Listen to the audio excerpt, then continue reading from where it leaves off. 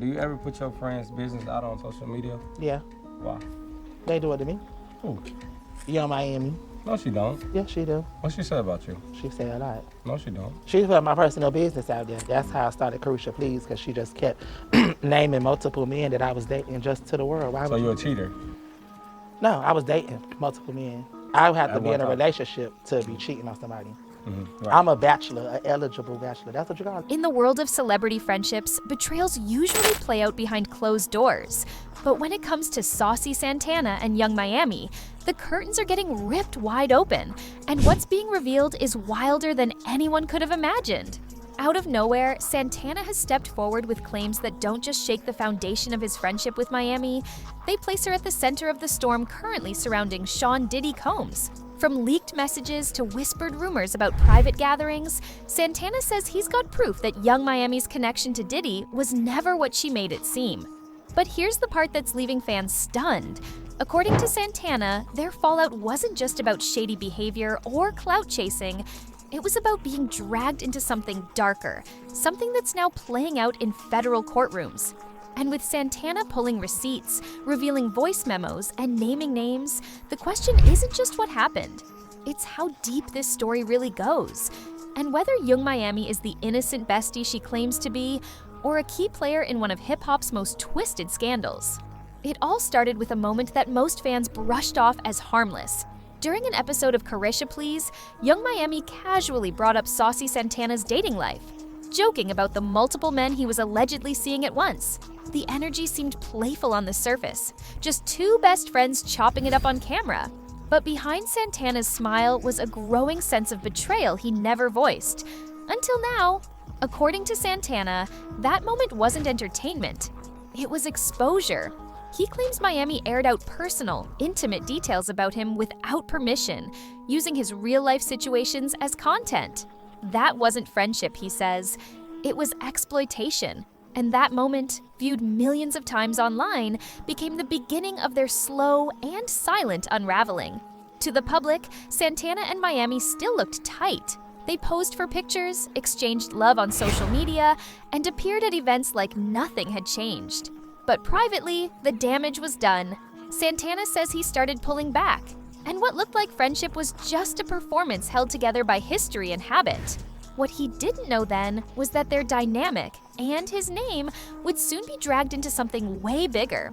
Because while everyone was laughing at that interview clip, court documents were being prepared, and the name Saucy Santana was allegedly already on the radar of someone ready to expose everything.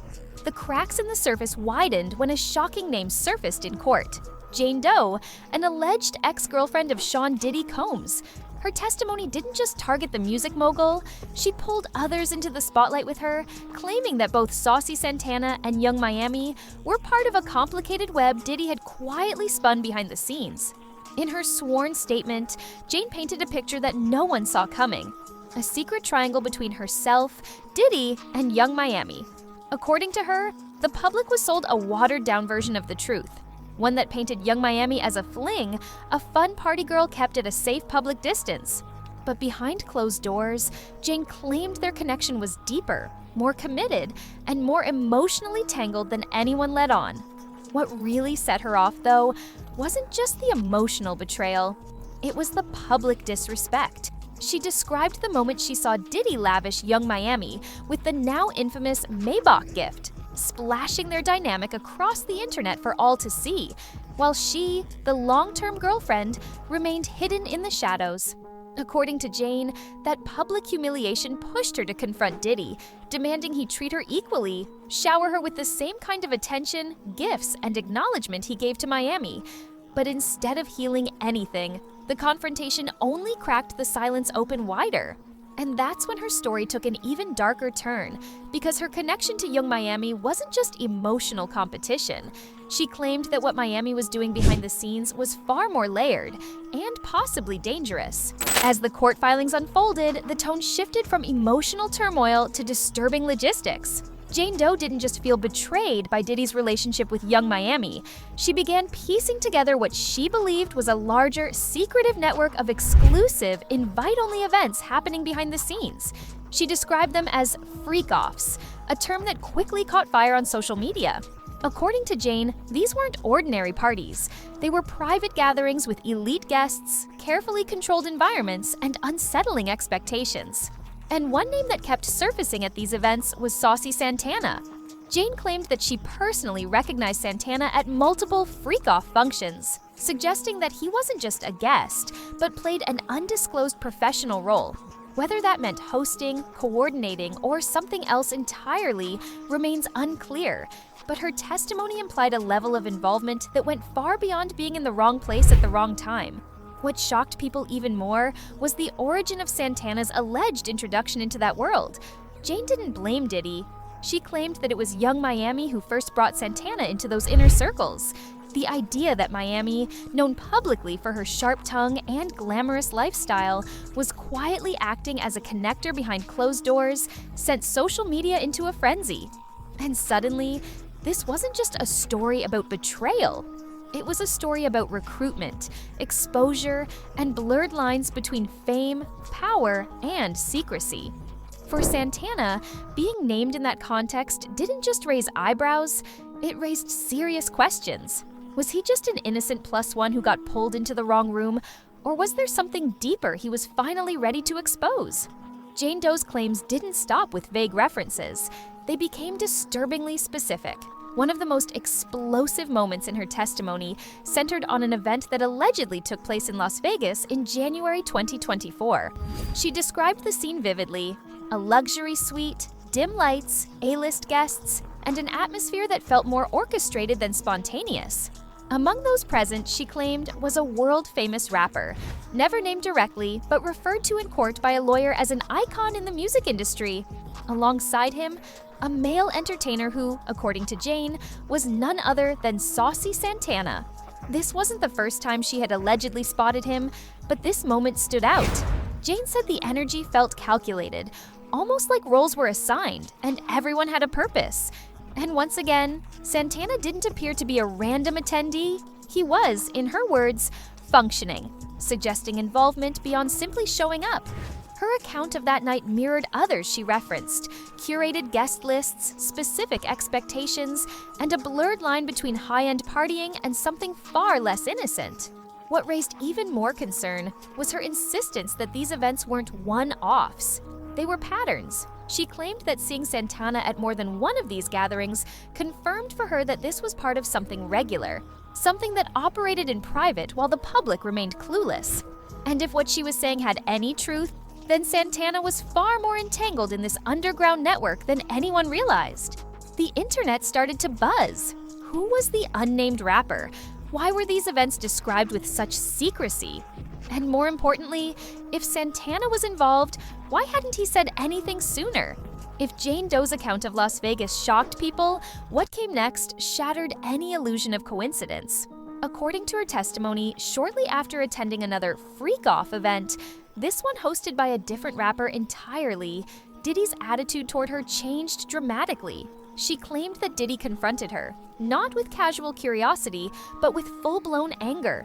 He allegedly demanded to know why she had gone to an event outside of us. That phrase stuck with people, especially as speculation grew about how tightly Diddy controlled access to these elite gatherings. Jane's suspicion? Someone told him. And her eyes turned towards Saucy Santana. She believed that Santana had informed Diddy about her attendance at the other party. Whether it was jealousy, loyalty, or just Diddy needing to keep tabs on everyone involved, the confrontation sent a message. Nothing that happened in those circles stayed quiet. This opened a whole new wave of speculation, not just about what Santana knew, but who he was loyal to. Was he trying to protect Diddy? Was he cleaning up loose ends? Or had he just accidentally stepped into the role of informant by being too close to the inner circle for his own good? Santana's silence during that period didn't help. His public image remained playful and unbothered, but behind the scenes, things were clearly spiraling. Jane's story painted him as someone caught between two powerful forces, Diddy and Miami, both of whom had their own secrets, agendas, and reasons to keep Santana close. And suddenly, what once looked like clout-chasing friendships now looked like quiet survival. The question was no longer, was Santana there? It became, how much did he really know? Once Santana's name began circulating in connection with Diddy's alleged private gatherings, the internet did what it always does: dig, dissect, and speculate. Almost overnight, timelines were flooded with theories. Screenshots of old interviews, blurry photos from exclusive parties, and cryptic tweets from Santana himself were pieced together like clues in a conspiracy. At the center of it all was a single question that no one could ignore. What exactly does Saucy Santana do behind the scenes? Fans and critics alike began scrutinizing his lifestyle. The designer bags, first-class flights, and VIP access to some of the most elite circles in hip-hop suddenly looked different. Some Twitter users questioned whether Santana's rapid rise in visibility and luxury living was connected to more than just music and social media influence. Whispers grew louder, suggesting that Santana's income wasn't just from performances and brand deals, but possibly from high-profile, under-the-table arrangements with powerful industry figures. These weren't claims rooted in proof, but the timing of everything gave them fuel. And then there was the fact that Santana wasn't backing down. Instead of disappearing from social media or issuing blanket denials, he started clapping back. Cryptic captions, subtweets, and shady replies made it clear. He wasn't afraid, and he wasn't about to let anyone else control the narrative. But in a scandal this layered, silence often speaks louder than denial. And as the accusations mounted, Santana's flashy lifestyle became less of a flex and more of a question mark. People wanted answers, and Santana, it seemed, was finally ready to give them. When the internet reached a boiling point, Saucy Santana did what most didn't expect. He didn't retreat, he retaliated. But this time, it wasn't with sass or subtext. It was with receipts, real ones, allegedly. According to multiple sources and commentary swirling online, Santana began releasing what he claimed were actual pieces of evidence tying both himself and Yung Miami deeper into Diddy's inner circle. Voice memos, screenshots of text messages, emails, and even blurred-out video clips surfaced, each one allegedly more damning than the last. These weren't vague posts or attention grabs. They were carefully curated drops designed to shift public perception. And the story they told? That Yung Miami's connection to Diddy wasn't casual, wasn't shallow, and most definitely wasn't innocent. Santana implied that Miami wasn't just a girl sitting poolside with a billionaire. She was actively involved behind the scenes, allegedly helping Diddy move things, plan things, and arrange certain deliveries as referenced in legal documents connected to other lawsuits. One particularly explosive moment centered around claims from a separate plaintiff known publicly as Lil Rod. In one legal filing, it was stated that during a major rehearsal for a music festival, Diddy requested certain items be brought to him. Items never fully detailed in the document. The delivery, allegedly handled by none other than Yung Miami, who was said to have used a private jet to get it done. Santana, trying to distance himself, claimed he never participated in anything illegal or explicit, but his presence at those events and his knowledge of what was happening put him in the hot seat anyway. Still, the biggest shock wasn't that Santana had information, it was that he held onto it for so long. And that silence, many now believe, may have been part of a larger strategy, one rooted in fear, protection, or maybe something far more calculated. With everything spiraling into chaos, the question still lingered in the minds of fans and insiders alike. Why now? Why did Santana choose this exact moment, at the peak of Diddy's legal disaster, to start revealing these long-hidden truths? Some believe it all ties back to a personal fracture, one that started years ago but was never fully healed. According to sources close to the situation, Santana and Yung Miami had quietly fallen out long before this controversy exploded. At the heart of that fallout, allegations that Miami had tried to pressure Santana into forming a closer, more personal bond with Diddy. Santana allegedly pushed back, saying he wasn't interested in Diddy, romantically, financially, or professionally. Especially knowing how close Miami was to him at the time, Santana says the situation felt inappropriate and uncomfortable. But instead of backing off, Miami allegedly kept pushing. The tension grew, the friendship fractured, and while they eventually reappeared in public together, seemingly reconciled, Santana now claims it was all for show. He says the apology was never sincere, and the wounds never healed. If anything, the fake smiles only made it worse. But what really stunned people were his next claims. Santana said it wasn't just him. Yung Miami, he alleged, had tried to involve others too, dragging more people into Diddy's world, whether they wanted to be there or not. One name that stood out? Coi Leray, referred to mockingly in transcripts and online chatter as Croissant. An incident at one of Diddy's 2023 events raised eyebrows when Coi appeared visibly uncomfortable during a moment where Diddy allegedly leaned in to kiss her.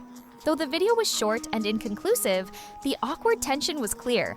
Later footage showed Coi and Yung Miami dancing together, seemingly unbothered. But then, Blueface's mother entered the chat.